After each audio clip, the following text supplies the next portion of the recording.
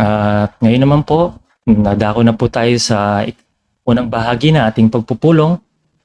At ito po ay isang pahayag ibibigay sa atin sa katauhan po ni Brother Nestor Pangaliban na may tema pong maging tagapakinig at tagatupad ng salita ng Diyos. Ulitin ko po, maging tagapakinig at tagatupad ng salita ng Diyos. Pakasuyo po, Brad Pangaliban, handa na po kaming makinig.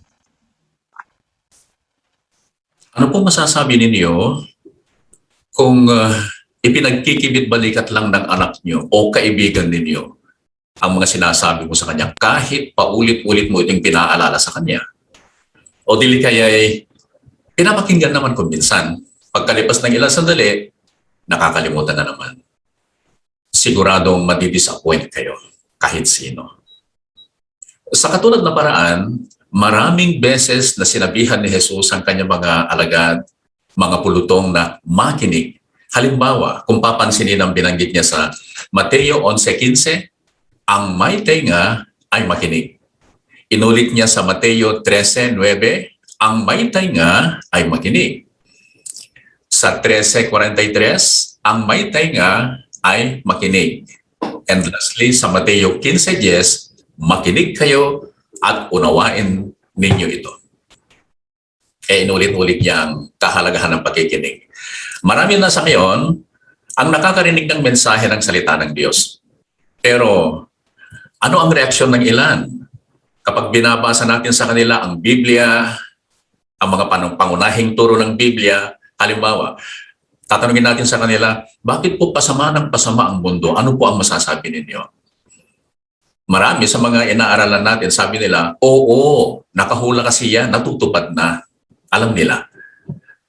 Tungkol naman sa mga safety precautions, kung paano maiwasan ang COVID-19 virus, panapanahon ang mga warning ng tapat at matalinong alipin at ng pamahalaan tungkol dito. Pero may mga ipinagkikibit-balikat pa rin ang mga warning at may mga di naniniwalang may virus. Sinasabi ng ilan, walang virus. O kaya, hindi ako mahahawa niyan. O kaya, sipon lang ito, ubo lang. Kapag na-infect na, saka silang maniniwala at kikilos. Pero huli na ang lahat kung minsan. Maaring nakakahadlag kasi sa kanila ang mga iba't ibang maling akal. Halimbawa, ang dahilan nila tungkol sa mga turo ng Biblia, kahit directly na pinababasa natin ang Bible, ano sabi nila? Hindi kasi ako saksi, kaya hindi ako naniniwala diyan. Pangsaksi lang kasi yan. Minsan, ang mga pilosopya ng tao naman, ang dahilan, iisipin nila, peke yan. Hindi mapagkakatiwalaan yan. Ang iba naman, gusto nila ang mga turo ng Biblia para isang lupa. Pero, dahil sa mga panggambala, wala silang panahon. Ganyan din sa COVID-19 virus. Naniniwala sila kasi sa mga fake news. Kaya, napakahalaga sa kaligtasan natin ngayon at sa hinaharap ang mapagpakumbabang pakikinig sa salita ng Diyos at mga tagubilin. Mahalaga yan. Kung mapagpakumbabang isang tao, susundin niya. Pero kung ma-pride, hindi niya susundin. Tulad ng komento ng ang magazine na Ang Bantayan. At papansinin natin ang artwork na ito tungkol sa 3K. Pansinin ang binabanggit ng Ang Bantayan tungkol sa 3K.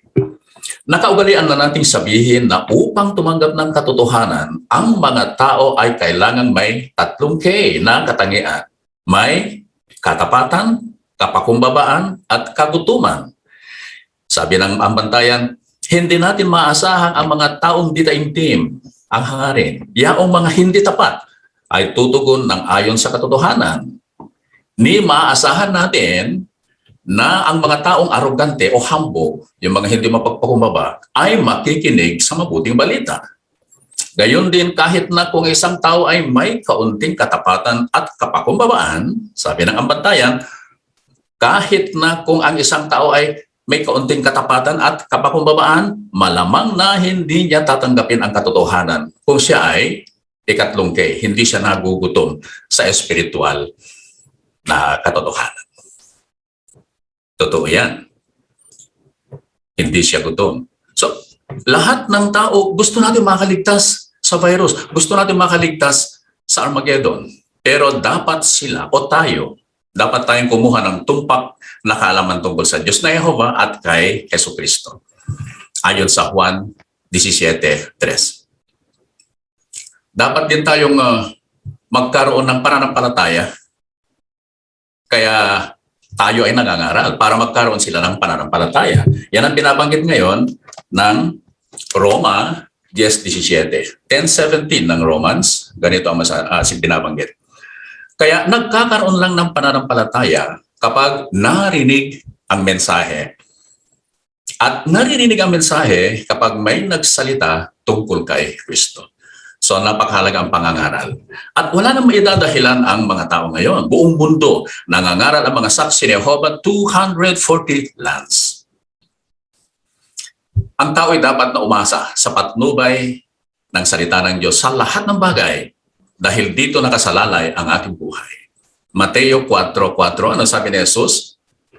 Ang tao ay nabubuhay sa pamamagitan ng salita ng Diyos. Pero hindi sapat ang pagkuha ng kaalaman sa Biblia.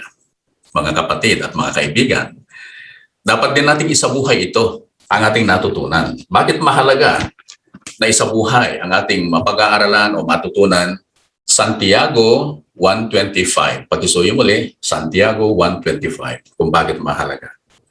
Sabi dito, pero ang tumitingin sa perpektong kautusan na umaakay sa kalayaan at patuloy, may continuous action, patuloy na sumusunod dito ay hindi isang makalilimuting tagapakinig, kundi isang tagatupad ng gawain at magiging maligaya siya sa ginagawa niya. Dito sa verse 23, kung titingnan ng context, inihalin tulad ang Biblia, ang salita ng Diyos sa salamin. Tulad ng artwork ngayon na ating makikita. Ang salamin, kailangan natin magsalamin. Lahat tayo nagsalamin, bago nag-join sa Zoom meeting. Depende yon. Kung ang mukha mo lang o yung mga babae, mga lipstick lang ang ilalagay, yung lip lang, maliit lang na salamin. Pero kung whole body na ang gusto mong makita, yun ay malaking salamin na. Tulad ng makikita sa screen ngayon. At yung lalaki na nagbabasa, nakikita niya ang kanyang sarili sa Biblia. Parang salamin niya. May mga tinatawag kasi kung minsan na mapabindas daw na salamin. Parang mataba ako o parang payat ako . Hindi naman sexy naman ako. Mapabindas ang salamin na ito. Pero baka naman tama ang sinasabi ng salamin. Baka naman meron tayong dapat na baguhin talaga. Sa katulad ng paraan din, di natin dapat sabihin na, hindi kapit sa akin ang nababasa ko sa Biblia. Hindi para sa akin ito. O dili kaya, hindi makatarungan ang hinihiling ng Biblia. Makatarungan yan. Kailangan lang tayong mag-adjust. So, paano natin ikakapit yan sa salita ng Diyos? Kailangan din natin ang salamin na salita ng Diyos. Kahit sa mga maliliit na bagay lang, kinakailangan tingnan mo kung ano ang nasusulat sa Biblia. At lalo na sa mga seryosong mga bagay, seryosong mga issue. Kailangan na ang mag-research at marami tayong mga research tool. Bakit iisipin ng ilan na mahirap daw isabuhay kasi ang batas ng Diyos? Sabi ng ilan, hindi ko kaya yan. Maganda yan para isang lupa, pero ganito na talaga ako. Pero sa tulong ng banal na Espiritu ng Diyos, kaya nating alisin ang mga gawain na matibay ang pagkakatatag. Ayon sa 1 Korinto 6, pansinin, ang 1 Korinto 6 verses 9 to 10. Sa inyong Biblia, binabanggit doon ang mga masasamang gawain tulad ng immoral, idolatria, pangangalunya, homosexual, pagnanakaw, sakim, lasenggo, manlalait, mangingigil. Lahat na yata ng mga masasamang gawain o bisyo. Yan ay sulat ni Apostol Pablo sa mga Kristiyano na. Sa mga Kristiyano ng taga-Korinto. Pansinin ang verse 11. Verse 11. Anong sabi ni Pablo? Ganyan ang ilan sa inyo noon. Noon. Ibig sabihin, nagbago sila. So, kaya nating magbago. Kaya nating ikapit ang salita ng Diyos. Ang pagpapahalaga lang kay Jehovah, ang pagmamahal sa Kanya, sa turo Niya, yan ang magpapakilo sa atin na magbago. ayon sa Isaiah 48:17-18. Pag-iso yung bili, mga kapatid, Isaiah 48:17-18. Ganito ang sinasabi. Ito ang sinabi ni Jehovah, ang iyong manunubos, ang banal ng Israel. Ako, si Jehovah, ang iyong Diyos, pansinin, ang nagtuturo sa iyo para makinabang ka. Ang pumapatnubay sa iyo sa daan na dapat mong lakaran. Diyos ang nagbibigay lang yan. Verse 18. Kung ikakapit natin ang mga tagubilin ng Diyos, ano ang result sa atin? Verse 18. Kung magbibigay pansin ka lang sa mga utos ko, ang kapayapaan mo ay magiging gaya ng ilog. Gaya ng ilog, marami. Lahat ng gawa mo, kapayapaan. At ang katwiran mo ay magiging gaya ng mga alon sa dagat. Hindi mabilang ang alon sa dagat. Ganyan ang mga matuwid nating gawain. Kung hahayaan natin na si Jehovah ang magtuturo sa atin. Pansinin ng ilustrasyon na ito. Meron isang ama at ina, kailangan sila magbiyahe, hindi nila may sasama ang kanilang mga maliliit na anak. Kaya nag-hire sila ng yaya. Simple lang ang pinagbilin ng magulang na ito sa yaya. Sabi nila, alagaan mo ang mga anak namin pakainin mo sila, tiyakin mong malinis sila, ingatan mo sila. Sana mailigtas sila sa iyong pangangalaga. Yan ang bilin. Ngayon pagbalik ng magulang, nagitla silang makita na gutom ang kanilang mga anak. Marurungi sila, may sakit, malungkot ang mga anak nila. Kaya tinatawag nila ngayon itong yaya. Saan na kaya itong yaya? Pero hindi niya sila pinapansin. Bakit? Anong ginagawa ng yaya? Nakatuntong siya sa isang hagdan at naglilinis ng mga bintana. Pinagpaliwanag ngayon ang galit na magulang, itong yaya. Anong ginawa mo sa mga anak namin? Ang sagot ng yaya, tingnan nyo naman, ma'am, sir, ang lahat ng ginawa ko. Hindi ba't napakalinis ang mga bintana ninyo? Kinumpuni ko itong bahay ninyo. Ang ganda-ganda. Hindi ko pinabayaan ang bahay ninyo. Matutuwa kaya sila? Tiyak na hindi. Hindi naman iyon ang pinagagawa nila sa kanya. Gusto lamang nilang alagaan ang kanilang mga anak. Talagang galit na galit ang mga magulang. So sa katulad na paraan, commendable, may mga nagtayo rin ng mga charity homes, nagtayo ng mga hospitals, nagtayo ng mga schools, nagbibigay ng mga tulong sa mga mahihirap, sa mga nangangailangan, lalo na ngayong pandemya, maraming ganyan. Commendable, magandang gawain yan. Tulad ng pagpipintura ng bahay. Pero, nakakalungkot po, kinukonsinti naman ng marami ang pagiging immoral, homosexual. Wala silang tumpak na kaalaman sa salita ng Diyos, marurungis sila sa espiritual. Maalala po ba ninyo ang sabi ni Jesus sa mga ganyang tao ng panahon niya? Pansinin sa Mateo 7:23, sabi ni Jesus, hindi ko kayo kilala. Lumayo kayo sa akin.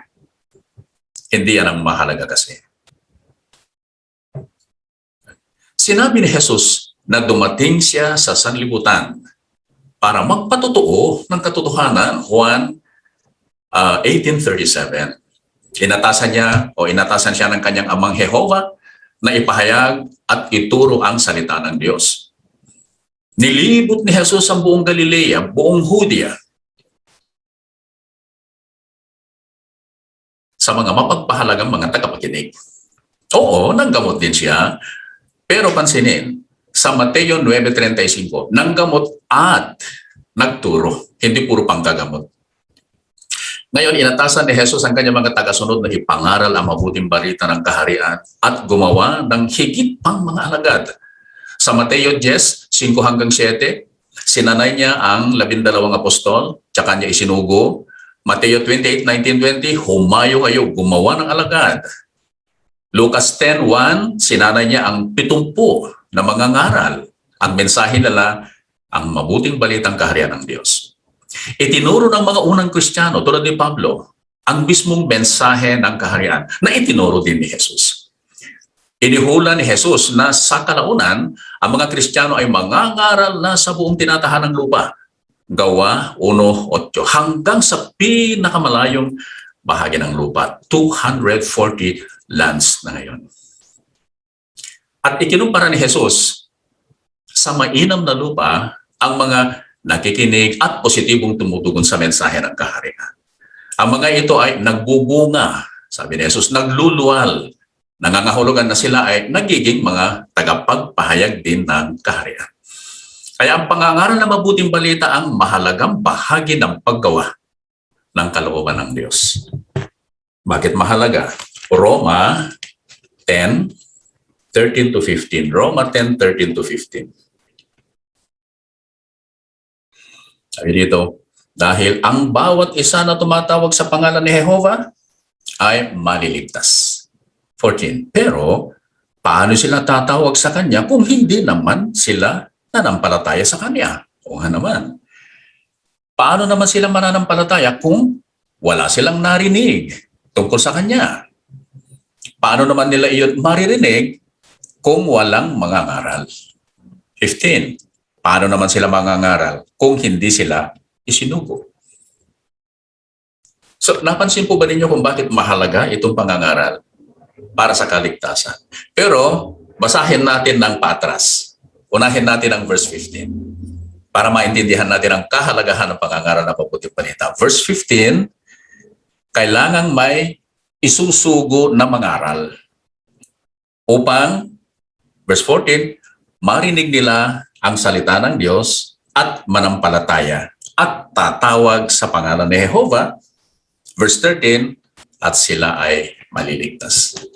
So napakahalaga ang pangangaral. Sa ngayon, tinutupad natin mga saksi ni Jehovah ang utos ni Jehovah na ipahayag ang kaharian ng Diyos. Higit kailanman, mas apurahan na ngayon ang pampung daigdig na pag-aanig ito.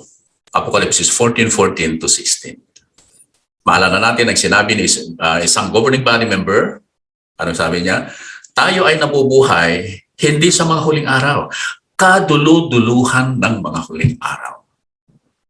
Sabi ni Brother Stephen Lett, we are now living in the final part of the last days. So mahalagang pangangaral. Habang may pagkakataon pa. Sa kabila ng pagkaapurahan ng ating panahon, posible mahulog tayong mga saksi ni Jehovah sa bitag ng pagiging taga-pakinig lamang. Binabalaan ni Apostol Pablo ang mga Kristiyanong Hebreo noong 61 CE. Dahil, sabi ni Pablo, mapurol sila sa pakikinig. Ilang taon na lamang, 61 CE, 5 years na lamang, lulusubin na ng Romanong mga sundalo ang Jerusalem. Pero may mga Kristiyano pa rin na mapurol sa pakikinig. Malapit na rin tayo sa araw ng paghatol ni Jehovah, ang Armageddon. Kaya, samantalahin na natin ang lahat ng paglalaan ni Jehovah sa pamamagitan ng kanyang organisasyon para sa ating espiritual na kapakanan. Marami na tayong mga research tools, mga videos, literatures. Aktibo si Jesus na ulo ng kongregasyon. Aktibo siyang nangunguna sa kongregasyong Kristiyano. Ginagamit niya ngayon ang tapat at matalinong alipin para maglaan ng espiritual na pagkain. At napakasagana ang mga espiritual na pagkain natin. Inilalaan ng tapat at matalinong alipin. Kahit pandemya, tuloy-tuloy. Hindi natigil ang pagbibigyan ng tapat at maingat na alipin, matalinong alipin, ng mga espiritual na pagkain. Ano pa? Tinutulungan din tayo ng mga Kristiyanong pagpupulong, mga publikasyon na mag-aral ng salita ng Diyos. Kahit pandemya, sabi ng isang Bible study namin, bakit kayo mga saksi ni Jehovah, tuloy-tuloy ang pulong ninyo, kami na-stop na. Kahit pandemya, tuloy-tuloy ang ating pagpupulong. Upang, ang sabi ng 2 Timoteo 3:17, tayo ay lubusang masangkapan ukol sa bawat mabuting gawa. Ano pa? Dapat din tayo magkaroon ng isang regular na programa ng pampamilyang pagsamba at personal na pag-aaral. At wala na tayong may dadahilan ngayon. Actually, marami na ngayon na hindi lang weekly, hindi lang once a week na family worship evening. Minsan araw-araw. Lalo na kung naka-lockdown ka, wala kang ginagawa. So, walang may dadahilan. At dapat din tayo makinig sa babala ng tapat at matalinong alipin tungkol sa iba yung pag-iingat sa nakamamatay na virus. So please, Gusto kong kunin ang pagkakataong ito, mga kapatid, mag-ingat po tayo. Doble ingat. Huwag tayong magpakampante po. Yung panalangin ng brother kanina sa opening prayer, huwag tayong magpakampante. Sabi ng governing body, hindi natin nakikita ang virus. Ever since noong ma-lockdown tayo, March 2020, napakarami ng mga paalala, direction, ang tapat at matalinong alipin. Pahalagahan natin ang sagradong buhay na kaloob ng Diyos. Kung patuloy tayo, kung lubusan natin ginagamit ang mga paalalang ito, dinirinig ang mga direction na ito, so naikakapit natin ang Lucas 8:18. Anong sabi ni Jesus sa Lucas chapter 8 verse 18? Bigyang pansin ninyo kung paano kayo makikinig.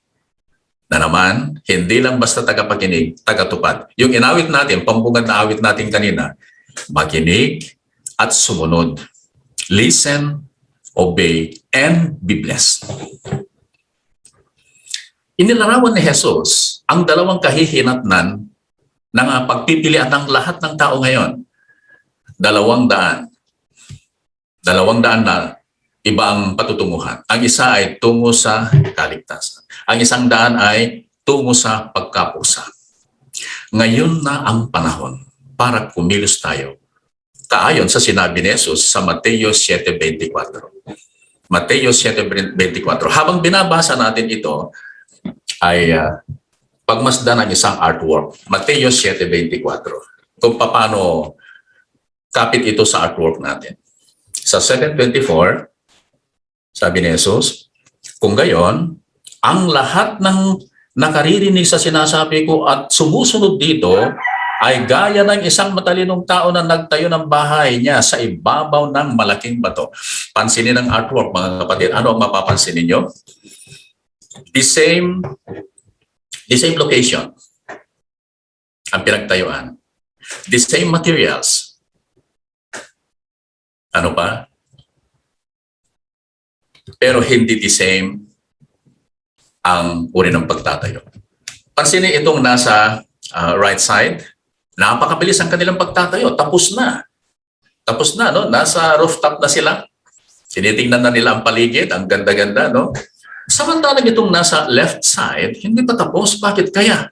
Sila ba ay tamad? Sila ba ay mabagal sa pagtatayo? Hindi. Hindi. Pansinin naman ngayon ang pundasyon. Kaya napakabilis ang pagtatayo nila ng bahay kasi nasa ibabaw lang ng buhangin. Ano kaya mangyayari sa bahay na ito kung darating ang malakas na bagyo? Super typhoon, baha, sigurado masisira ito. Pero itong nasa left side, darating man ang unos, darating man ang malakas na bagyo, nakatayo siya sa ibabaw ng bato. The same materials, the same location. Kaya kung minsan sinasabi natin, bakit kayo si brother na ito? Napag-aralan natin ito. Nag-study siya, the same article, the same material. Bakit ganito siya? Nakatayo kasi sa buhangin. Ayaw natin ang ating pananampalataya ay nakatayo sa buhangin. Kundi matatag sa ibabaw ng bato. Nakapundasyon. Ang mga sumusunod dito ay magkakaroon ng kapayapaan kung nakatayo sa ibabaw ng bato. Kapayapaan at tunay na kaligayahan sa kabila ng pamumuhay natin sa magulong, punong-puno ng bagyong daigdig na ito. Anong blessing natin kung ikakapit natin, not just listen, but listen, obey? Sabi ng awit natin, be blessed. Ano mga blessings? Mayroon tayong tumpak na kaalaman sa salita ng Diyos. Alam na natin kung bakit ganitong nangyayari sa sanlibutan. Alam na natin kung ano ang nasa hinaharap natin. Bagay na wala sa maraming tao ngayon.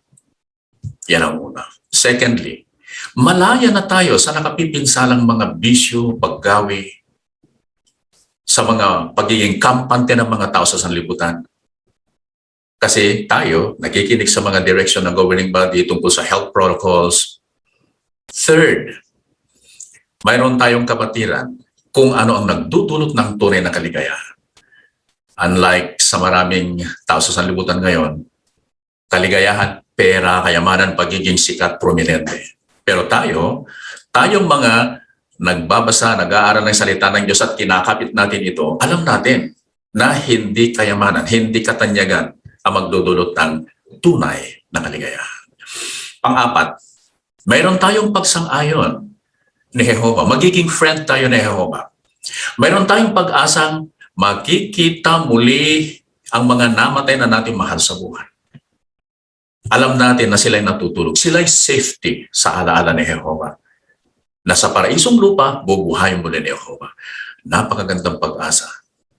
At fifth, personal na kaugnayan kay Jehovah. Pati na rin ang suporta ng buong daigdig na kapatiran natin. So, i-review natin, ano ang take-home points natin sa pahayag na ito? Dapat tayo maging alisto sa pagdinig, hindi lang pagdinig, alisto sa pagtupad sa mga napag-aaralan natin sa Biblia, sa salita ng Diyos, at mga babala na tinatanggap natin mula sa tapat at matalinong alipin, especially with regards to COVID-19 pandemic. Maging alisto sana tayo sa pagdinig at pagtupad. Secondly, na take-home points, kailangan tulungan din natin ang iba na tuparin ang ipinangangaral natin sa kanila. May mga member ba ng family natin na kaya pa nating tulungan habang may panahon pa? Nakakatuwa. Maraming mga experiences. May isang experience ng Circuit Overseer na kilala ko, sabi niya, ang tatay ko talaga, opposer. Pero nung nagka-pandemya, nakapag-isip-isip siya, then tumawag sa akin, anak, istadihan mo ako. Inistadihan niya ang kanyang ama, regular na sa pagpupulong. Yung isang Circuit Overseer, sabi niya, nag-iisa akong saksi. Pero nung nagka-pandemya, marami na kaming dumadalo ng pulong ngayon. Lahat ng family ko, Bible study na sila. Napakaganda. And third, na take-home points natin, tiyakin natin na nakapundasyon din ang ating pananampalataya, tulad ng artwork kanina, sa ibabaw ng bato, matatag. Anumang unos, anumang bagyo, ay hindi ito matitinag. Paano? Sa pamamagitan ng marugdog na pag-aaral ng Biblia at mga saling Bibliang mga publikasyon. Ang pagsunod sa salita ng Diyos, mga kapatid at kaibigan, ay nagdudulot ito ng pagsang-ayon ni Jehovah at ng pag-asang mabuhay ng walang hanggan sa paraisong lupa. Hindi 100, hindi 1,000, hindi 1 million, 1 billion. Living forever, buhay na walang hanggan. Maging masaya sa nagagawa mo. Yan ang binanggit sa temang teksto, Galatia 6:4, yung pinagkuhanan. Magsaya ang bawat isa dahil sa mga nagawa niya. At hindi dahil ikinumpara niya ang sarili niya sa ibang tao. Ano ba ang asahan natin sa ating pag-aaralan? Sa nilalaman, pinakita rito yung magandang mga pangunahing punto. Hindi tayo kinukumpara ni Jehovah sa iba. Pero baka yan ang ginagawa ng ilan sa atin, kaya bumababa ang tingin natin sa ating sarili. Sa artikulong ito, tatalakayin natin kung bakit hindi magandang ikumpara ang sarili natin sa iba. At makikita rin natin kung paano natin matutulungan ang mga kapamilya at kakongregasyon na tularan ang pananaw ni Jehovah. So yun ang nais natin makuha, no? Matularan natin yung pananaw ni Jehovah, no? Hindi kumpara ang sarili sa iba. Kaya sabi, maging masaya sa nagagawa mo. Tapos makita natin sa ating pagkatapos yung mga pangunahing punto, repasuhin natin sa tatlong mga tanong. Paano matutulungan ng mga magulang ang mga anak nila na maging masaya sa nagagawa ng mga ito para kay Jehovah? Naibantayan niya yung mga magulang, ano? Tapos pangalawa, paano maipadadama ng mga elder na mahal nila at pinahalagahan ang mga kapatid para sa amin ng elders ito. At yung pangatlo, bakit tayo magiging masaya kapag binibigay natin ang buong makakaya natin para kay Jehovah? Marami tayong natututunan sa ating pag-aaral. Muli, pinasigilan namin kayo na magbigay ng inyong komento. Kahit maikli, maganda yung maikli, tuwiran sa punto, o ano yung tanong, sagutin muna natin. Huwag muna natin sagutin yung kung bakit yun ang sagot, o kung ano yung ibang mga suporta. Yung susunod na magtataas, yun naman ang magkukomento ron. Kaya mas marami makapagkukomento at maging matigla ang pag-aaral natin. At nakita natin ito ay kailangan nating panahon na ito. Tama-tama itong ating artikulo ng pag-aaral. So, handa na tayo sa ating pagkisimula. Ating tigabasa ng parapo ay si Brother Achilles Villorente. Ibaybayin natin ang pagbasa ng unang parapo. Gusto ni Jehovah na hindi pare-pareho ang mga bagay-bagay. Makikita yan sa magagandang nilalang niya, kasama na tayong mga tao. Magkakaiba ang bawat isa sa atin, kaya hindi ka ikinukumpara ni Jehovah sa iba. Tinitingnan niya ang puso mo, ang pagkatao mo. Alam din niya kung saan ka mahusay, kung ano ang mga kahinaan mo, at ang paraan ng pagpapalaki sa iyo. At hindi ka niya hihilingan ng hindi mo kayang gawin. Kailangan nating tularan ang pananaw sa atin ni Jehovah. Kung gagawin natin iyan, magkakaroon tayo ng matinong pag-iisip at hindi magiging masyadong mataas o masyadong mababa ang tingin natin sa ating sarili. Paragraph 1, ang tanong natin, bakit hindi tayo ikinukumpara ni Jehovah sa iba? Sa Balingit family,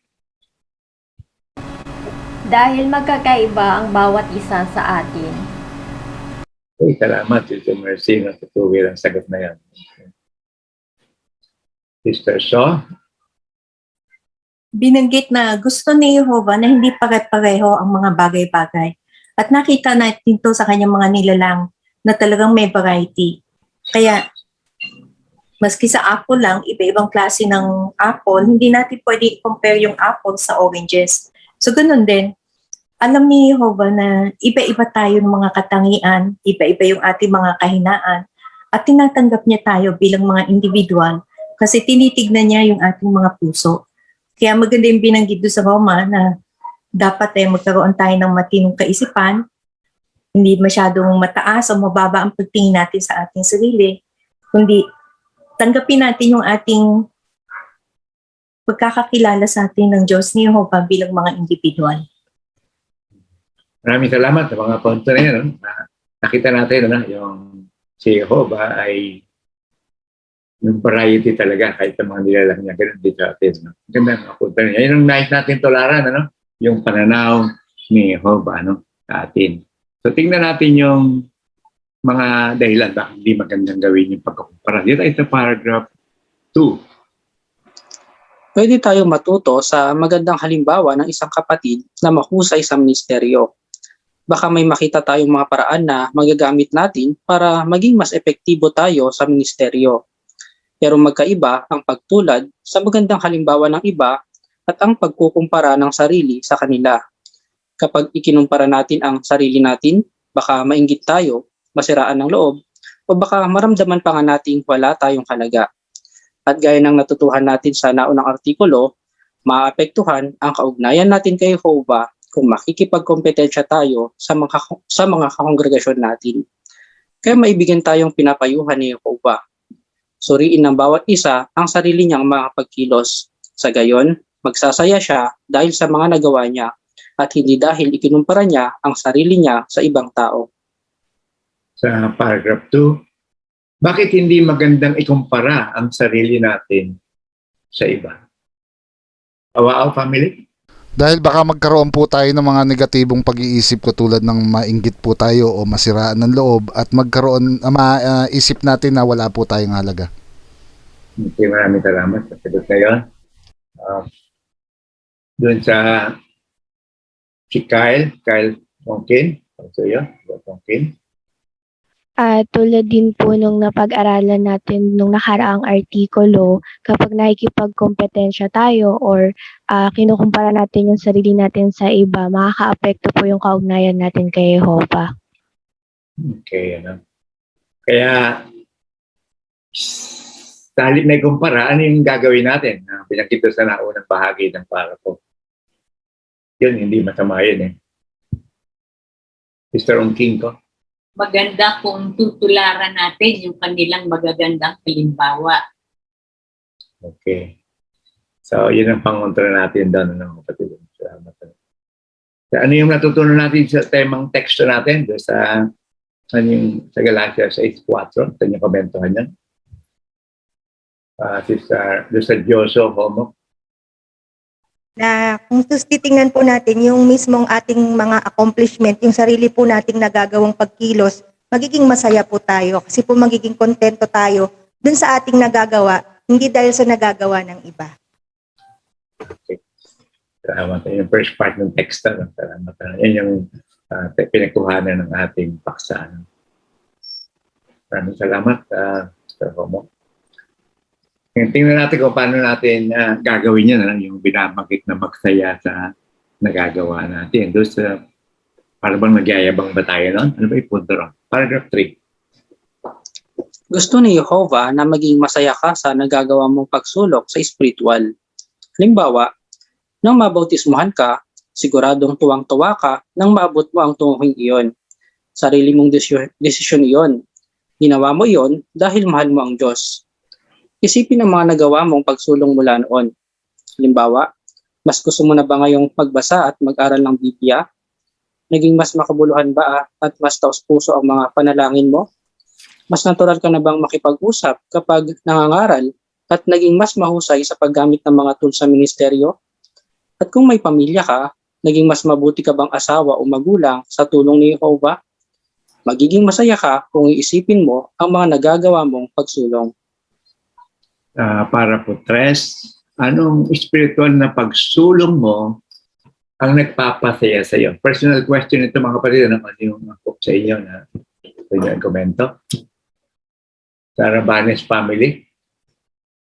Bilang magulang, masaya ako sa spiritual na pagsulong ngayon. Noong bago pa ako sa katotohanan, madali akong magalit at mamalo sa mga anak ko. Ngunit ngayon na may gulang na sa spiritual, natutunan ko magtiis at sinisikap na maalis ang galit. Okay. Maraming salamat sa komento na yan, Brother Rabanes. Sister Felisa de la Cruz. Halimbawa, nang mabautismuhan ako, naging siguradong tuwang-tuwa ako nang maabot ko ang tunguhing yun. Dahil yun ay sarili kong desisyon. Ginawa ko yun dahil mahal ko ang Diyos na Jehovah at nakilala ko na siyang lubos. Doon ko siya nakilalang lubusan. Kaya hanggang ngayon, naglilingkod ako sa Kanya. Maraming salamat po, Sister de la Cruz. Daniel Alburo family.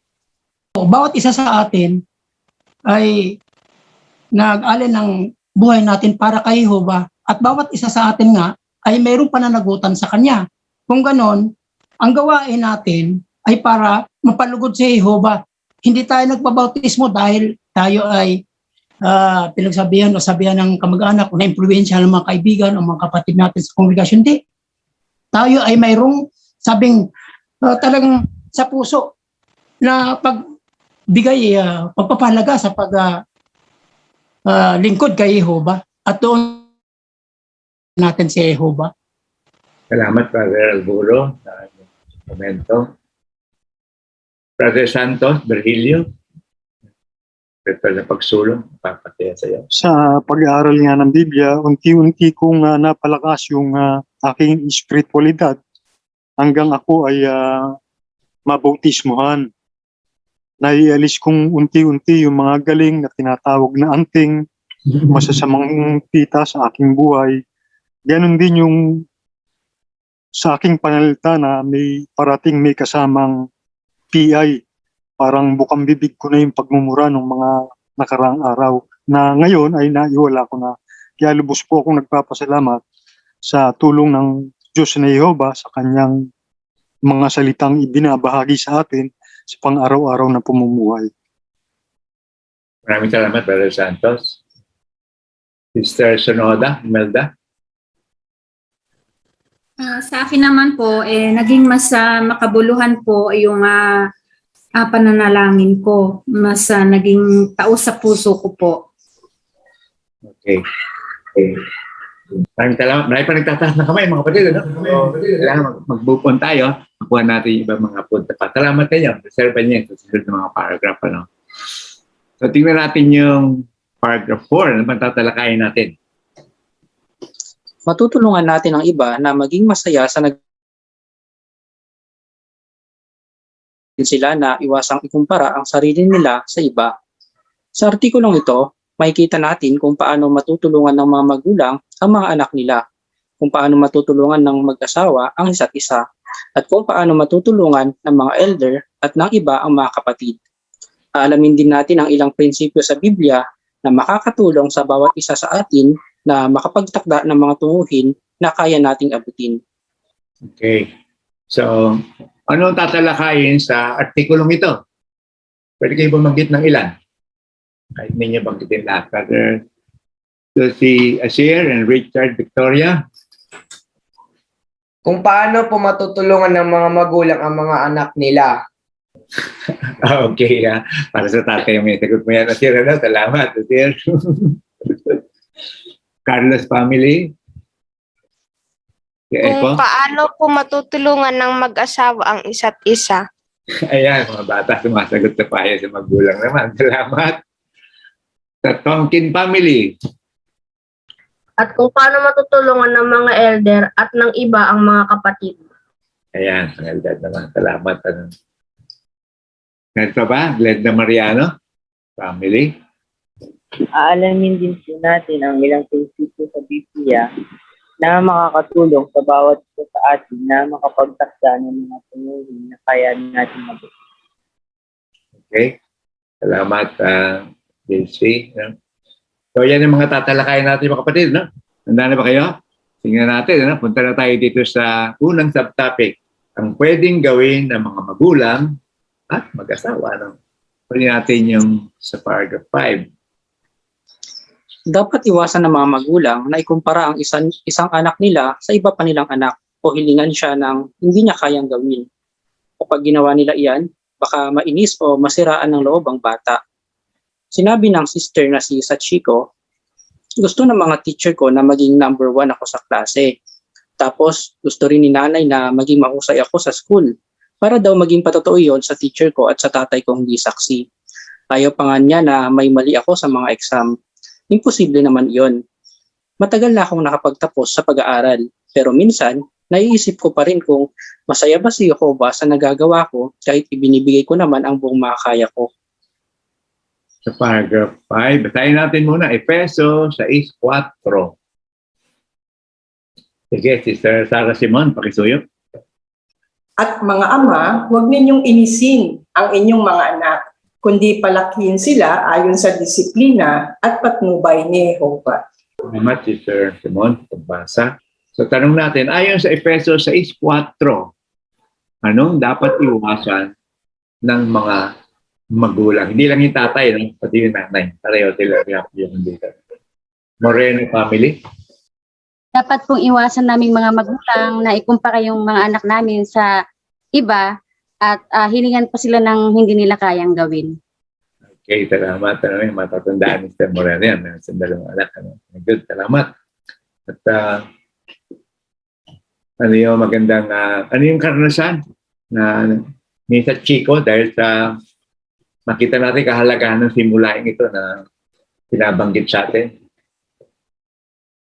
Sister Loreto Relox Liasa. Sister Loreto. So dahil nga po ang kaisipan na maitaas ang sarili sa iba yung naitimo sa kaisipan ni Sister Sachiko or Sakiko. Ito ay hanggang sa makatapos po siya ng pag-aaral, kaya nakatatak pa rin po sa isip niya yon. Kaya naikukumpara din niya po si Jehovah dun sa teacher niya at sa nanay niya na baka hindi din masaya ang Diyos na Jehovah kahit po dun sa mga nagagawa niya. Baka hindi niya rin daw na ibibigay yung buo, kahit po binibigay niya yung buong puso niya o buong makakaya niya. Kaya talaga pong dapat iwasan ng ang pakikipagkompetensya kasi tumitimo, lalo po sa mga bata, kasi tumitimo po ito sa kanilang kaisipan. Kaya maganda rin na komendahan din po yung mga anak sa mga nagagawa nila, lalo na po yung nagagawa nila sa abot ng kanilang kakayanan para maging masaya rin po sila, lalo na po sa ministeryo. Maraming salamat, Sister Luz. So, nakita ba natin yung epekto, no? Ang tagal ng epekto, no? Kasi lumaki na siya. Nandun pa rin yung epekto ng ginagawa na binigay na hindi yung paraan ng pagkakapit ng simulain ng Biblia. No? Hinilingan siya na gawin ang hindi niya kayang gawin. Kaya palaging mababa ang tingin natin sa kanya. So tayo dito sa ano magandang example, patutunan natin halimbawa doon sa paragraph 6. May mahalagang aral na matututuhan ang mga magulang sa awit 131, 1 at 2. Sinabi ni Haring David na hindi siya naghangad ng mga bagay na napakadakila o ng mga bagay na hindi niya kayang abutin. Dahil mapagpakumbaba siya, naging kontento siya at payapa ang kalooban niya. Ano ang matututuhan ng mga magulang sa sinabi ni David? Dapat silang maging mapagpakumbaba at isipin na hindi lang sila ang may limitasyon, kundi pati ang anak nila. Dapat isaalang-alang ng mga magulang ang mga kaya at di kayang gawin ng anak nila kapag tinutulungan nila siyang magtakda ng mga tunguhin. Sinabi ng sister na si Marina, kahit kailan, hindi ako kinumpara ni nanay sa 3 kong kapatid o sa iba pang bata. Tinuro niya sa akin na magkakaiba tayo ng kakayahan at ang bawat isa ay mahalaga kay Pupa. Dahil kay nanay, naiwasan kong ikumpara ang sarili ko sa iba. Okay, so basahin natin muna yung awit 131, 1 and 2. Manuel Relox family. O Jehovah, ang puso ko ay hindi mapagmataas. Ang mga mata ko ay hindi mayabang. Hindi ako naghahangad ng mga bagay na napakadakila o ng mga bagay na hindi ka matatakot. Sa halip, pinayapa ko ang kalooban ko gaya ng batang inawat sa pagsususo at nasa piling ng kanyang ina. Kontento akong gaya ng batang inawat sa pagsuso. Salamat, Sister Marlene. So, ang tanong natin dito ay, anong matutuhan natin? Mga magulang, anong matutuhan ng mga magulang dito sa awit 131, 1 and 2? Churches Felicitas family? Dapat tumapong sikapin na maging mapagpakumbaba at isipin na hindi lang kami ang may limitasyon, kundi pati rin yung mga anak namin. At dapat isalang-alang din namin yung mga kaya at hindi kayang gawin ng aming mga anak kapag tinutulungan namin sila na magtakda ng mga tunguhin nila. Ayan, may 3 anak sila, brother, sister, Felicitas. Ano? Ganda, magkakapit nila yan. Ano? Makakinakapit na nila. Ano? Salamat. Dun sa Rabanes family. Bilang magulang na may mga anak, kontento ako kung ano man ang kakayahan at taglay ng bawat isa sa kanila. Hindi ko kinukumpara at pinipilit na abutin ng isa ang naabot ng iba. Pwede nyo komentohan yung naka-flash screen natin. Joso Homok Navarez family. Yung makikita po natin sa larawan, nakaayon po sa kakayanan ng mga bata. Yung tunguhin na itinutulong ng mga magulang, kagaya po niyan parang mga nasa mga 8, 7 years old. Yung isa po medyo malaki-laki na siya, yung taga-gupit, tapos yung isa taga-drawing, yung isa po tinutulungan po nung tatay. Sa pamamagitan po niyan, may iba-iba po silang kakayanan at hindi ikinukumpara sa bawat isa. Kaya masaya po nilang nagagawa yung kanilang tunguhin na kung saan nag-i-improve po yun habang sila ay lumalaki. Okay, maraming salamat. No? Sa observation. At ano yung nakita niyo yung project nila? Balikan nga natin yung project nila, mga bata. Diana, Homo. Sige. Pagtatayo po ng arka. Ayun, no? So pwede yung gayahin din ng mga pamilya, no? Simple lang, karton lang, materialis. So ano yung magandang, salamat. Balikan natin yung punto naman kay Marina. Ano yung magandang example naman natutunan ni Marina sa kanyang mga magulang? Mga kapatid, sa inyong komentohan niya, yung karanasan ni Sister Marina, Salvador family. Si Sister Marina nga po ay natutunan natin sa kanya na hindi ho siya ikinumpara ng kanyang nanay sa kanya. Tinuro sa kanya ng kanyang nanay na magkakaiba tayo ng mga kakayahan at ang bawat isa ay mahalaga kay Jehovah. Kaya sa ganung paraan, yung long-term effect noon kay Sister Marina, naiwasan niyang maikumpara yung sarili niya sa iba. Ganda, no? Salamat, ano? Parang maaga nagpasa inanay niya ng bantayang pinag-aaralan natin yan. Ikapit na niya, no? So, salamat yung sa Salvador, no? So, nakita natin yung mga halimbawa. Ito yung magandang pag-isipan nating mga magulang, ano? Yung mga anak na pinalalaki pa. So, minsan kahit mga teenager na, may kakapit pa rin itong mga halimbawang ito. Lalo na yung halimbawa ni David, yung binanggit sa teksto, at yung Efeso 6:4, no? So, dumako tayo doon sa mga asawang lalaki, no? It's paragraph 7 and 8. Dapat parangalan ng Kristiyanong asawang lalaki ang asawa niya. Kasama sa pagpaparangal ang pagrespeto at pagpapahalaga sa nagagawa ng iba. Halimbawa, magagawa iyan ng asawang lalaki kung ipaparamdam niya niyang mahalaga sa kanya ang asawa niya. Hindi niya siya hihilingan ng hindi niya kayang gawin at hindi niya siya ikukumpara sa ibang babae. Kung ikukumpara niya ang asawa niya sa iba, ano kaya ang mararamdaman nito? Hindi saksi ang asawa ng sister na si Rosa at lagi siya nitong ikinukumpara sa ibang babae. Dahil doon, naging napakababa ng tingin ni Rosa sa sarili niya. Sinabi ni Rosa, kailangan na lagi pang may magsabi sa akin na mahalaga ako kay Jehovah. Pero pinaparangalan ng isang Kristiyanong asawang lalaki ang asawa niya. Alam niya na maganda ang epekto nito sa ugnayan nilang mag-asawa at sa kaugnayan niya kay Jehovah. Naipapakita ng asawang lalaki na pinaparangalan niya ang kanyang asawa kapag lagi niya itong pinupuri at pinaparamdam at sinasabi na mahal niya ito. Yan ang ginawa ng asawa ni Caterina na binanggit sa naunang artikulo para hindi niya maramdaman na wala siyang halaga. Noong bata kasi si Caterina, lagi siyang minamaliit ng nanay niya at ikinukumpara sa ibang bata, pati na sa mga kaibigan niya. Kaya lagi na rin niyang ikinukumpara ang sarili niya sa iba, kahit noong maging saksi na siya.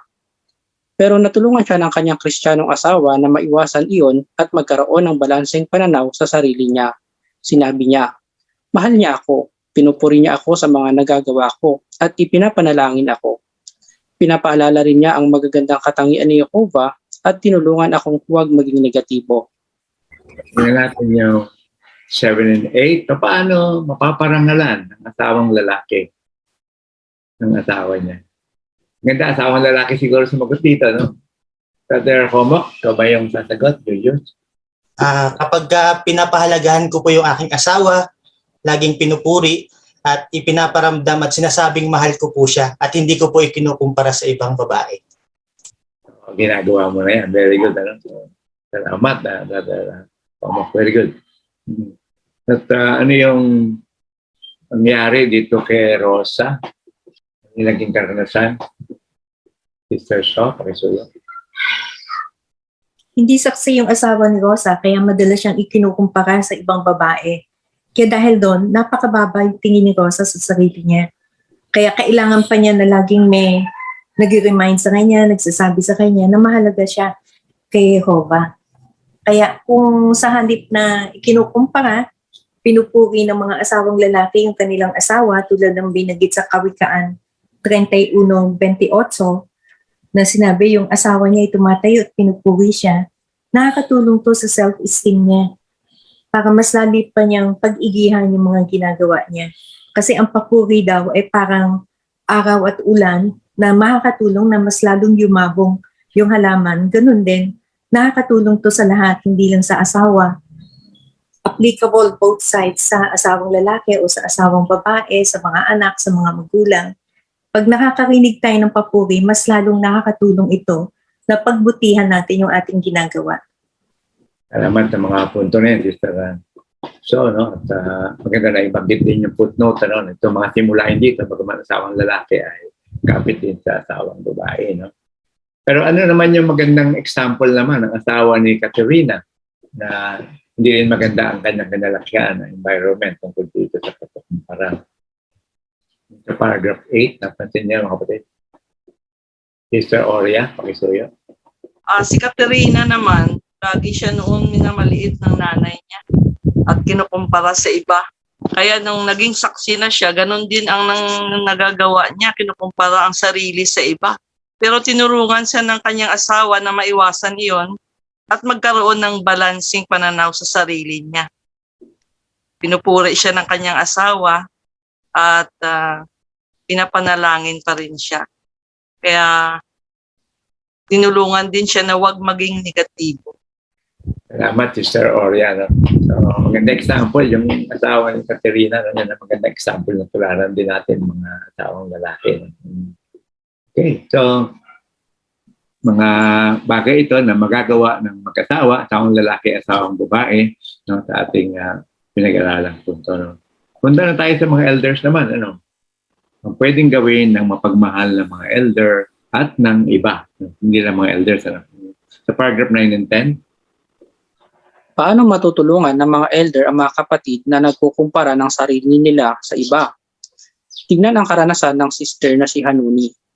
Bihira siyang purihin noong bata siya. Sinabi niya, "Mahiyain ako noon at pakiramdam ko mas magaling sa akin ang ibang mga bata. Kaya kahit noon pa lang, ikinukumpara ko na ang sarili ko sa iba." Kahit naging saksi na si Hanuni, ikinukumpara pa rin niya ang sarili niya sa iba.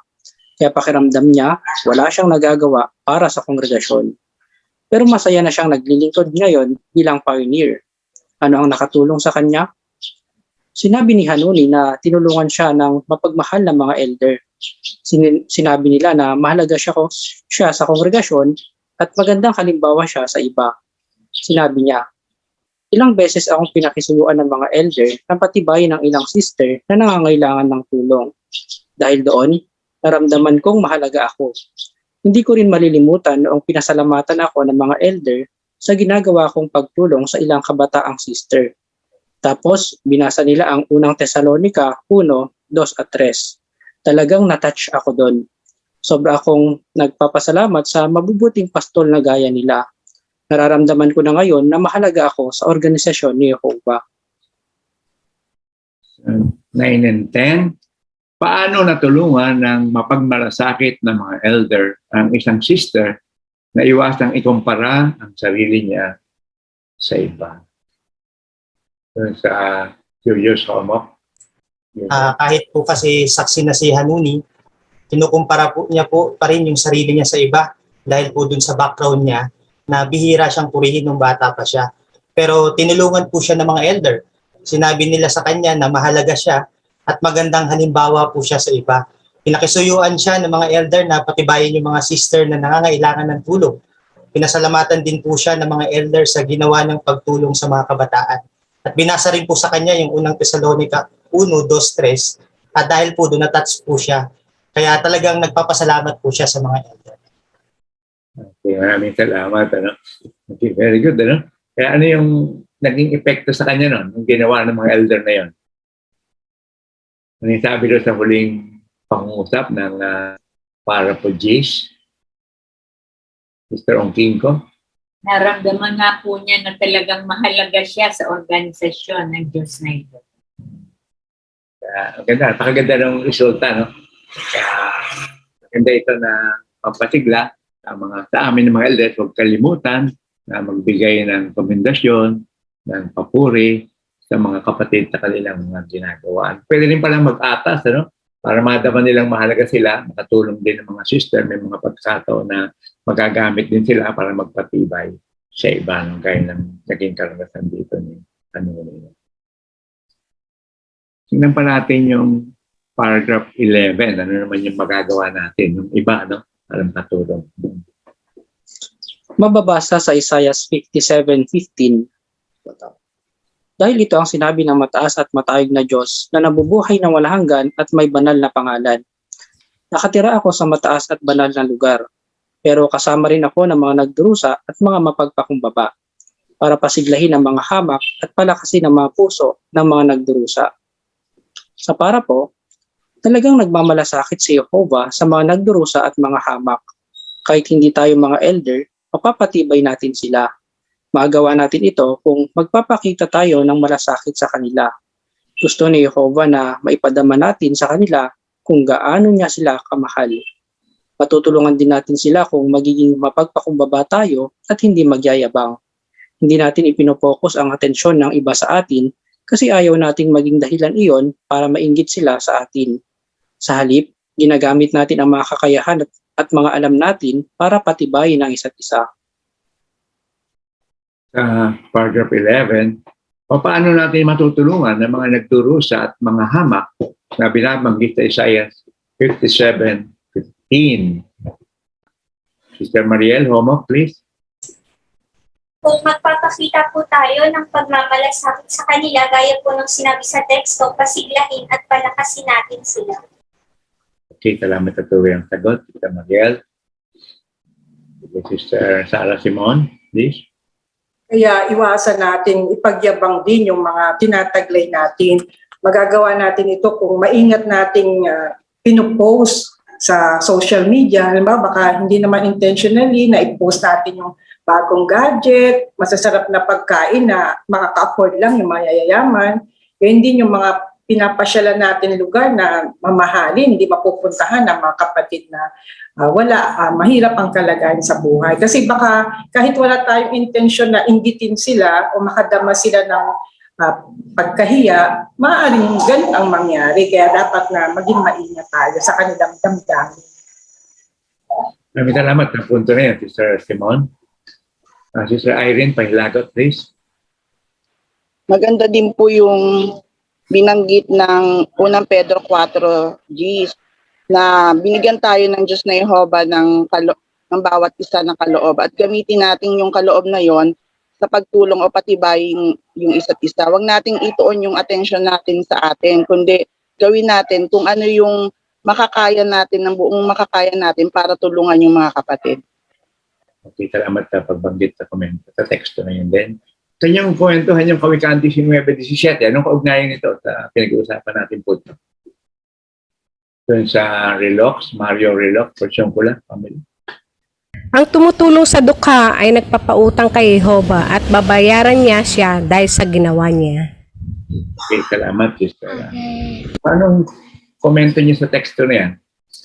Bakit ginamit yan? Joso Homok, Navarez, family? Yung papatibayin din po natin yung iba kagaya po no, na may pinagdadaanan, parang pagtulong natin yun sa Diyos na Jehovah dahil yung kanyang mga lingkod ay inaalalayan din po natin sila. Salamat. Ganda yung binagid dyan, no? Gusto ni Jehovah maipadama natin sa kanila na kung gaano sila kamahal ni Jehovah. Pwede tayong gawin palang katangkapan, mga kapatid. Kahit hindi tayo elder, napansin niya, no? Meron tayong magagawa. Tulong din sa iba. No, kanina, palagi tayo pinapaya, huwag ikumpara ang iba. Pero tayo naman, pwede rin gamitin para tumulong din sa iba. No? Okay. Kaya yung nakomentuhan ng mga punto, maraming salamat sa lahat ng binanggit na punto at ng pag-ipan. Kunin natin yung halimbawa naman ni Jesus sa paragraph 12. Marami tayong matututuhan sa pakikitungan ni Jesus sa mga tagasunod niya. Siyang pinakadakilang tao na nabuhay kailanman. Pero kahit ganoon, mahinahon siya at mapagpakumbaba. Hindi siya nagpakitang gilas. Hindi niya ipinagyabang kung gaano siya katalino at kung gaano karami ang alam niya. Kapag nagtuturo siya sa mga tao, gumagamit siya ng mga simpleng pananalita at ng mga ilustrasyon na madaling maintindihan at tumatagos sa puso ng mga hamak at ordinaryong tao. Di tulad ng mayabang na lider ng religiyon, lagi niyang ipinaparamdam sa iba na mahalaga sila sa Diyos. Nirerespeto niya ang mga ordinaryong tao. Sa paragraph 12, bakit malapit kay Jesus ang mga hamak at ordinaryong tao? Makikita natin sa Mateo 11, 28 hanggang 30 kung bakit malapit kay Jesus yung mga hamak at ordinaryong mga tao. Binanggit dito ang napakagandang katangian ni Jesus na pinakadakilang tao na nabuhay kailanman. Siya ay mahinahon at mapagpakumbaba. Kaya hindi siya nagpapakitang gilas, nagpapakitang matalino siya at maraming alam. Makikita ito sa paraan ng pagtuturo niya sa mga tao, simpleng mga salita ang ginagamit niya na tumatagos sa mga puso nila. Gayon din, iginagalang niya sila at ipinadadamang mahalaga sila bigay ng mga reliyosong leader nila na maigabang at tinahamak ang mga simple at hamak ng mga tao.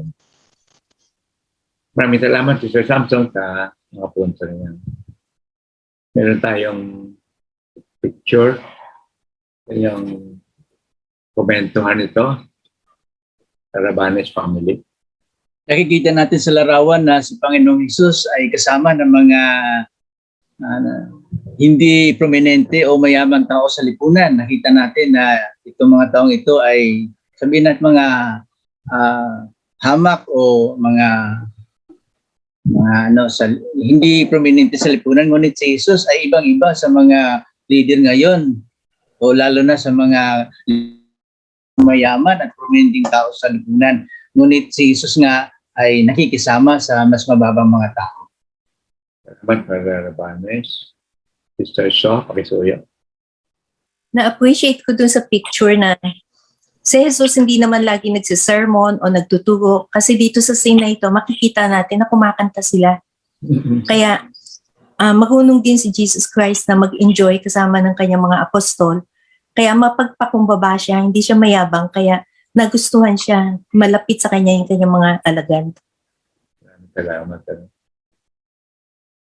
Basahin nga natin yung caption doon sa ilalim ng picture. Kung gusto mong bumasa nun. Mr. Liway Arguelles, please.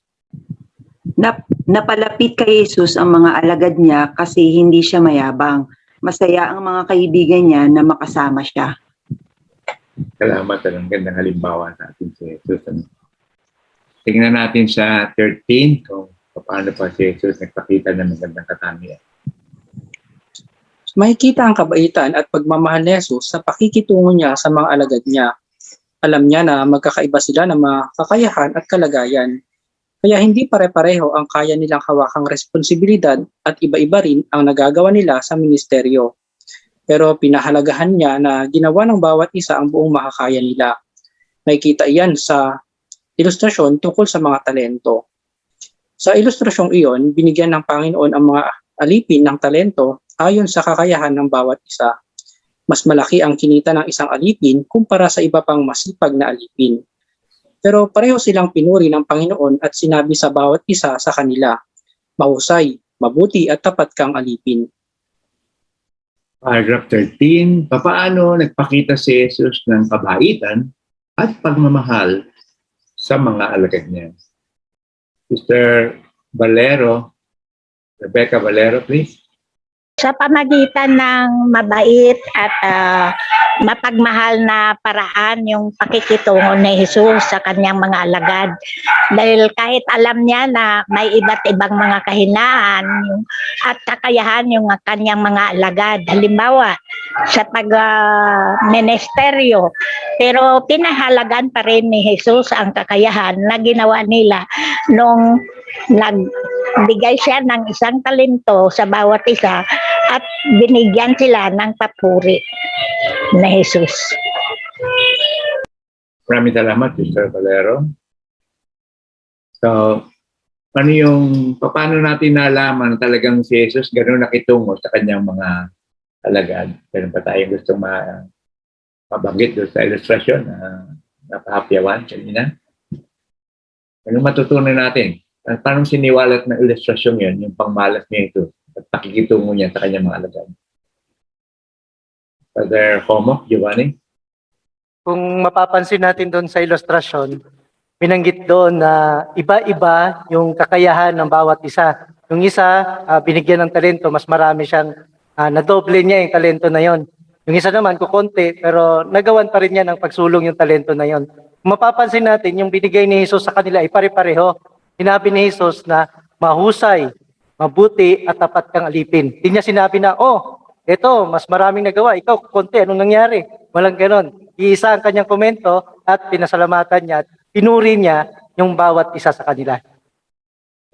Okay. So, maraming salamat, Brother Homo. So, anong lesson doon, mga kapatid? Sa pakikitungo nito sa mga alagad niya. So, kung ano yung si Sir Pahilagot, please. Napakahalaga po yung pagbibigay ng komendasyon sa mga kapatid. Maliit o malaki man yung nagagawa ng bawat isa sa paglilingkod sa ministeryo, marapat lang nabigyan sila ng komendasyon kasi ito yung magpapasigla sa bawat isa na magpatuloy sa gawaing pangangaral. Ayun. Nga ginawa ni Jesus, di ba? Yung ano yung kaya nila gawin, binigyan siya ng komendasyon ng pareho lang din. At paano pa natin maikakapit ito? Anong lesson natin dito sa ginawa ni Jesus at halimbawa sa paragraph 14? Mabait at mapagmahal si Jesus sa pakikitungo niya sa atin. Alam niya na iba-iba ang kakayahan natin at kalagayan. At natutuwa siya basta't ginagawa natin ang buong makakaya natin. Dapat nating tularan si Jesus. Ayaw nating maramdaman ng isang kapatid na wala siyang halaga o manliit siya kasi mas kaunti ang nagagawa niya kumpara sa iba. Sa halip, lagi nating bigyan ng komendasyon ng mga kapatid kapag ginagawa nila ang buong makakaya nila para kay Jehovah. Paano natin matutularan yung pakikitungo ni Jesus sa atin, mga kapatid? Okay, Sister Mariel Homo. po natin ipaparamdam sa ating mga kapatid na wala silang halaga o kaya mas kaunti lang yung nagagawa nila kumpara sa iba. Sa halip, gusto natin silang laging bigyan ng komendasyon kasi ginagawa nila lagi yung kanilang buong makakaya para kay Jehovah. Okay, maraming salamat, Sister Mariel. Nakuha natin yung punta na yun. Yoso Homok, Navarez family. Kaya tignan po natin yung nagagawa ng kapatid, hindi po yung hindi niya nagagawa. Kasi maaari pa po niya yung mapasulong kung siya po ay mapatibay dun sa mga bagay na nagagawa niya at nakokomendahan po natin sila. Okay. So, maliwanag na sa atin yung mga punto na yon. Ngayon, susunod na sa topic natin ay magtakda ng mga tunguhin na kaya mong abutin. Tayo naman ang gagawa nito. No? Tingnan natin yung dalawang parapo, 15-16. Kapag may mga espiritual na tunguhin tayo, nagiging masaya at makabuluhan ang buhay natin. Pero syempre, ang mga tunguhin iyon ay dapat na batay sa sarili nating kakayahan, mga kakayahan at kalagayan, hindi sa iba. Kasi kung hindi, madidismaya lang tayo at masisiraan ng loob. Tingnan ang halimbawa ng pioneer na sister na si Midori. Hindi saksi ang tatay ni Midori at noong bata siya, ikinukumpara siya nito sa mga kapatid niya at kaklase kaya napapahiya siya. Pakiramdam ko wala akong silbi, ang sabi ni Midori. Pero habang lumalaki siya, unti-unti na siyang nagkakaroon ng kumpiyansa sa sarili. Sinabi niya, araw-araw akong nagbabasa ng Biblia para maging panatag ako at maramdaman ko na mahal ako ni Jehovah. Nagtakda rin siya ng mga tunguhin na kaya niyang abutin at espesipiko niyang ipinanalangin na tulungan siyang maabot ang mga iyon. Kaya naging masaya si Midori sa mga nagagawa niya para kay Jehovah. 15-16, paano nakatulong sa isang sister ang pagtatakda ng mga tunguhin na kaya niyang abutin sa Rabanes family? Katulad ni Midori, hindi rin saksi ang mga ninuno ko. At sinabihan ako, huwag mag-ambisyon kasi wala tayo sa bayan, taga-bundok tayo. Ngunit nagtakda ako sa sarili ko na makilala ko ang tunay na Diyos. Kaya umalis ako sa tinirahan namin at nagpunta dito sa Manila at nakilala ko ang mga saksi. At tuwang-tuwa ako dahil nakilala ko ang tunay na Diyos at nakita ko ang tunay na pagsamba. Sa ngayon ay talagang natutuwa ako dahil nakatulong sa akin ang sarili kong tunguhin na makilala ang Diyos. Maraming salamat sa personal experience, Brother Rabanes. Kamusta si Midori? Ano ba yung ginawa niya? Sister Shaw, pakisuya. Sinabi niya na araw-araw siyang nagbabasa ng Biblia para maging panatag yung nararamdaman niya at matiyak niya na talagang mahal siya ng Diyos ni Jehovah. Kaya yun ang nakatulong sa kanya na magtakda ng mga tunguhin. Naging specific siya doon sa mga goals na gagawin niya at ipinapanalangin din niya sa Diyos ni Jehovah na tulungan siyang maabot yun. Sa paggawa ng mga tunguhin, makakatulong sa atin yung prinsipyo sa Lucas 14:28 na kung magtatayo ng bahay ay umupo muna, kwentahin yung gastos para malaman kung kakayanin nating matapos o hindi. Kaya kung gagawa tayo ng mga tunguhin, pag-isipan natin ng gusto kung ano ba yung ating mga kakayanan at ano yung ating mga limitasyon para makapagtakda tayo ng tunguhin na makakaya naman natin talagang abutin. Okay, maraming salamat, Sister Shaw. At pagkakataon natin tingnan yung ating artwork. Ano ba yung pinapakita sa artwork nito? Ano yung lesson na tinuturo ng artwork? Sister Loreto? Makikita po natin sa larawan na in-apply ng sister yung nakaulat dito sa paragraph 15. Sabi dito sa caption po, inaayos ng isang single parent na may maliit na anak na ang schedule niya para makapag-auxiliary pioneer siya at masaya naman niya itong naabot. Nakikita po natin yung na nakasama niya yung kanyang maliit na anak, tapos naayos niya yung schedule niya at dahil sa paggawa nito, naabot niya po yun, nakapag-oxy siya, nakasama siya sa larangan. Makikita rin natin po yung kanyang anak na posibleng tinuruan din niya kasi hawak-hawak yung truck at mabait na nakatingin sa kausap ng kanyang mama para hindi siya makapanggambala doon sa ginagawang pangaral ng kanyang ina. Kaya maganda po talagang aral ito sa atin na talagang magtakda ng tunguhin na ayon sa kakayanan natin at hindi naman ikumpara yung sarili natin sa iba ayon sa kakayanan nila. Okay, ganda. No? Salamat sa mga obserbasyon na yan. Nakita natin laking tulong ng artwork ngayon. No? Tulong sa atin na gumawa ng mga tunguhin na angkop sa ating kalagayan. At pinanggit ko sa panimula ng 15 na tumitunguhin tayo, na tumutulong yan para maging masaya tayo at makabulungan ng buhay.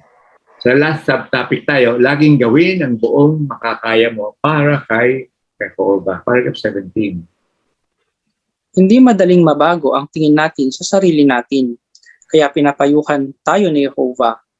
Dapat na patuloy ninyong baguhin ang takbo ng inyong isip. Para magawa iyan, kailangan na lagi tayong mag-aral ng salita ng Diyos at magbulay-bulay. Dapat na lagi rin tayong manalangin kay Jehovah para bigyan tayo ng lakas. Sa tulong ng banal na espiritu niya, may iwasan mong ikumpara ang sarili mo sa iba. Matutulungan ka rin ni Jehovah na makita kung nagiging mainggitin ka na o mapagmataas at makagawa agad ng mga pagbabago. Sa 17, paano natin patuloy na mababago ang takbo ng isip natin? At anong resulta? Yan muna ang unang bahagi, sagutin natin. Brother Moran, please. Para magawa po yun, kailangan po natin na lagi tayong mag-aaral ng salita ng Diyos at magbulay-bulay. Dapat rin po na lagi tayong manalangin kay Jehovah para bigyan tayo ng lakas. At sa tulong po ng banal na espiritu niya, maiwasan po natin may kumpara yung sarili natin sa iba. Salamat, Brother Moran. Okay. Gusto niyo komentuhan yung naka-highlight na salita doon sa Efeso 4:23-24? Ano ibig sabihin nun? Ba't ginawang bold letters yun doon sa Efeso 4:23-24? Mr. So, pakisuyo. Naka-highlight doon yung patuloy. Sabi, dapat na patuloy ninyong baguhin ang takbo ng inyong isip. Kasi hindi madaling baguhin yung takbo ng ating isip, yung tingin natin sa ating sarili. Lalo na kung lumaki tayo na mababa ang self-esteem dahil lagi tayong ikinukumpara sa iba. Kaya magagawa lang natin to na patuloy na baguhin yung ating isipan sa tulong ng Diyos ni Jehovah. Kung magpe-pray tayo lagi, sabi, matutulungan tayo ng Diyos ni Jehovah na makita kung ano yung mga kahinaan natin, kung nagiging mainggitin tayo, mapagmataas, o masyadong mababa ang tingin natin sa ating sarili at makakagawa tayo ng kaagad ng mga pagbabagong kailangan. Yan. So, yun yung magiging resulta, mga kapatid. Ano? Nakuha natin yung buong punto na yan. Salamat, Sir So, sa pagpapaliwanag yun sa naka-highlight na word na patuloy. Paragraph 18 na tayo, mga kapatid. Mababasa natin sa ikalawang aklat ng Kronika, kabanatang 6, talatang 29 at 30, anumang panalangin, anumang hilingin ng sinumang tao o ng iyong buong bayang Israel, dahil alam ng bawat isa sa kanila ang sarili nilang salot at kirot, kapag iniunat nila ang kanilang mga kamay sa direksyon ng bahay na ito, makinig ka nawa mula sa langit na iyong tirahan at magpatawad ka, at ibigay mo sa bawat isa ang nararapat sa lahat ng ginagawa niya, dahil alam mo ang nasa puso niya. Ikaw lang ang talagang nakaalam kung ano ang nasa puso ng tao. Sa para po, alam ni Jehovah ang laman ng puso natin.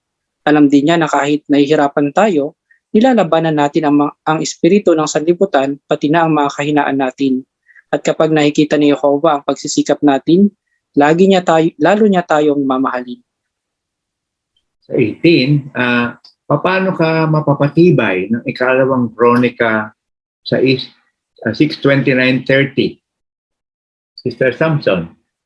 Talagang nakakapagpatibay sa akin yung ikalawang Kronika, 29-30, kasi binanggit dito na alam ni Jehovah yung individual na mga salot, kirot ng puso natin, na bagaman nahihirapan tayo, nilalabanan natin yung espiritu ng sanlibutan at may mga kahinaan din tayo, pero patuloy tayo na nagsisikap na paluguran, lubos na paglingkuran si Jehovah.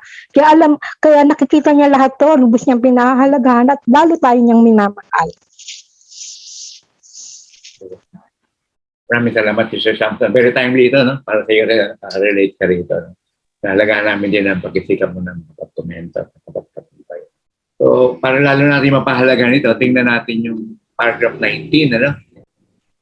Para ilarawan ang nararamdaman niya para sa atin, ginamit ni Jehovah ang pagmamahal ng isang nanay sa baby niya. Tingnan ang halimbawa ng nanay na si Rachel. Sinabi niya, Kulang sa buwan si Stephanie nang ipanganak ko siya. Noong una ko siyang makita, ang liit-liit niya at mukha siyang walang kalaban-laban. Pero pinayagan ako ng ospital na hawakan siya araw-araw noong unang buwan niya habang nasa incubator siya. Dahil doon, naging napakalapit namin sa isa't isa. 6 na taong gulang na ngayon si Stephanie at mas maliit siya kaysa sa mga kaedad niya. Pero mahal na mahal ko siya dahil talagang nakipaglaban siya para mabuhay. At sobrang saya ko dahil sa kanya. Talagang nakakapagpatibay isipin na mahal tayo ni Jehovah kapag nakikita niyang nagsisikap tayong gawin ang buong makakaya natin para sa Kanya. Sa 19, paano inilarawan ni Jehovah ang nararamdaman niya para sa atin? Yung tutulong sa atin para ma-appreciate natin talaga yung damdamin ni Jehovah ngayon sa atin, individual, ano? Ito sa Joso Homok, Navarez family. Mr. Homok. Yung pong paglalarawan kay Rachel po dito, yung anak po niya ay kulang sa buwan nung ipanganak niya. At nung una niyang makita, maliit na maliit lang po siya, parang walang kalaban-laban. Pero nung hinawakan niya na po to, at mula dun sa incubator, makikita na sa pakikipaglaban po nung baby, lalo siyang naging napakalapit dito. Kaya talagang sobrang saya niya po dahil doon sa kanyang anak na nakikita niya ngayon na 6 years old na talagang nakipaglaban para sa kanyang buhay. Kaya sa atin din po, nakikita ni Jehovah yung atin pong pagtitiis, yung pong pakikipaglaban natin, yung pagsisikap natin na mapaluguran siya, lalo po tayong napapamahal sa Diyos na Jehovah. Patuloy po nating binabago yung ating pag-iisip. Maraming salamat, Sister Homok, na mga komento na yun, ano?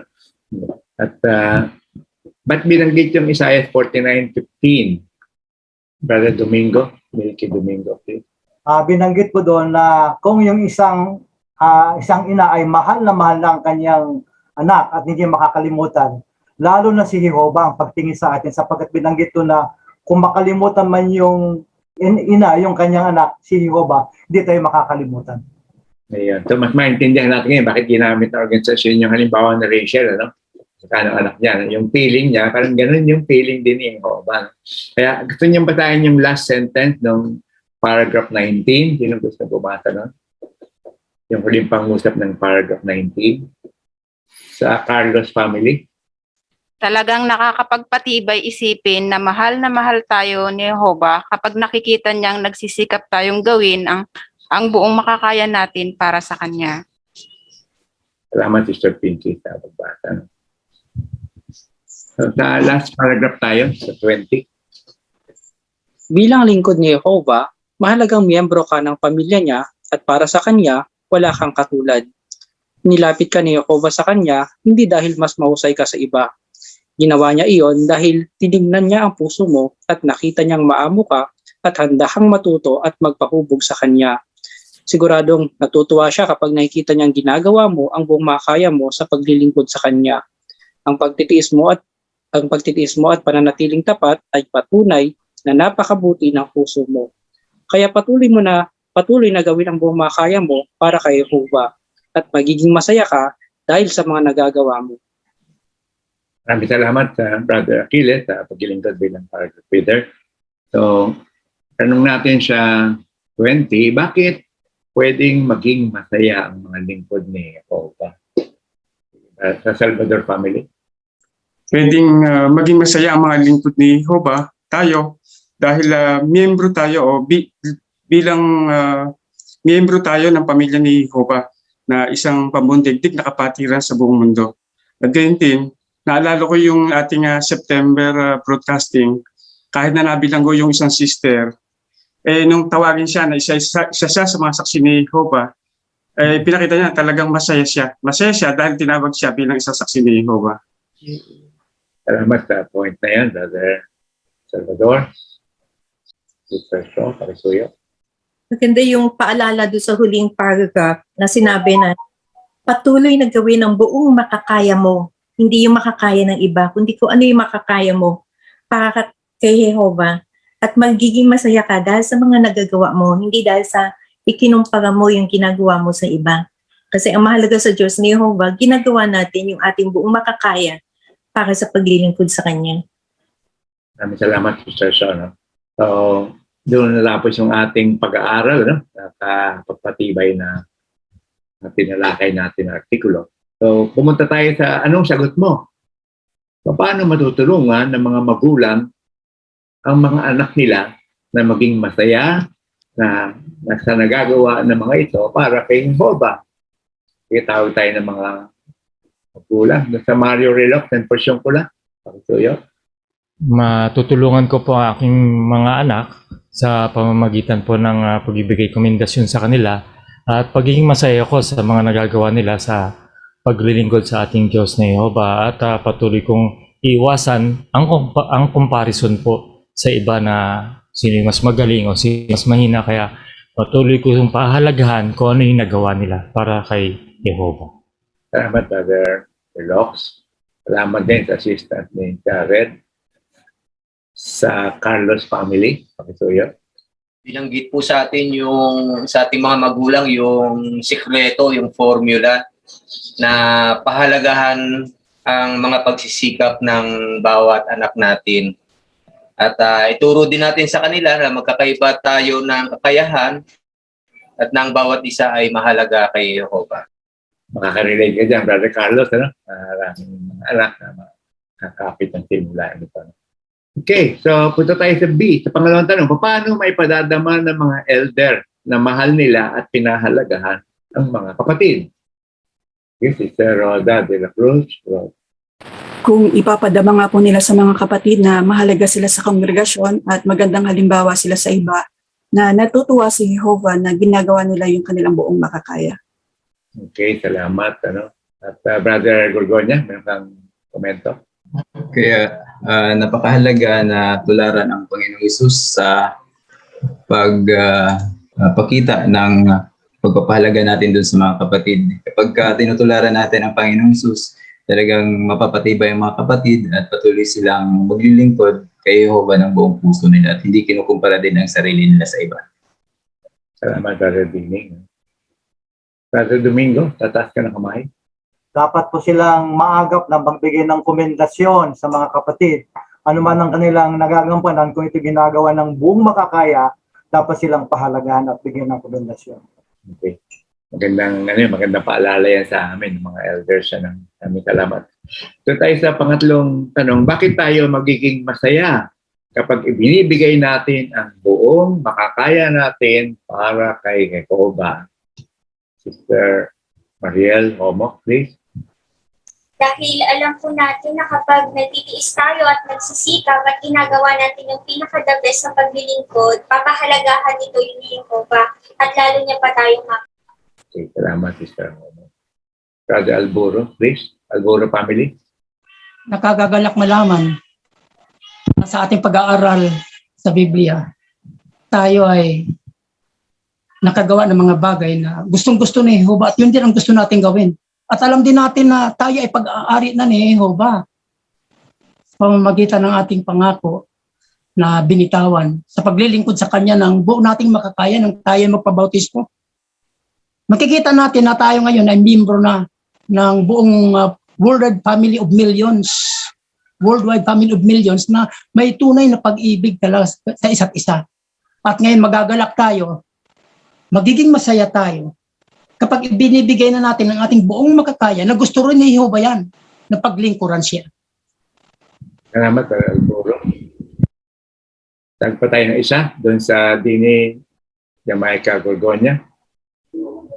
Alam ko rin po na maliit man o malaki yung nagagawa ko para kay Jehovah, talagang mahal na mahal pa rin niya ako at pinapahalagahan niya. Salamat sa Jamaica na patibay ka ng ating pag-aaral. So, dito tayo tatapos, mga kapatid. Kita natin yung ano ba natutunan natin sa ating pinag-aralan? Patibay ba kayo, mga kapatid? Nadama ba natin yung si Jehovah, hindi tayo hinahambing sa iba, kundi kung ano yung kaya nating gawin at mahalaga sa Kanya yon. Hindi niya tayo minamalas bilang isang grupo, kundi bilang individual na iba't ibang kalagayan. Nakita natin si Jesus, hindi niya kinumpara sila kahit na yung talento ay yung isa ay 5, naging 5, yung isa 2, naging 2, na doble. Hindi sabing mas mahusay ito kasi mas marami yung kanyang naparami Kasi pareho sila ng tinanggap na komendasyon. Ano?